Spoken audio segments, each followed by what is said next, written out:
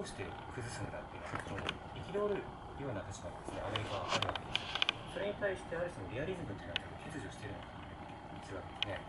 すね。で、ナイーブだなと思うもう一つは、やはりその正義なんだから、正しいことなんだから、正しくことを言っていいだろうというような感じで、外交的なリアリティを想定したまま発言コンパクトになっている。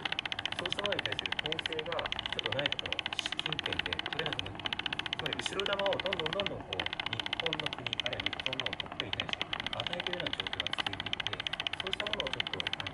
らにもう一度鑑みるようなことをしなくてはなかなかこういった発言が続くんだろうという気はしますけど。わかりました。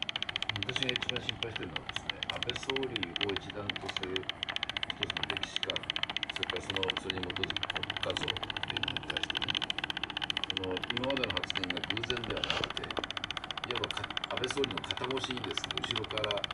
個人を装った人々が公の立場で発言して、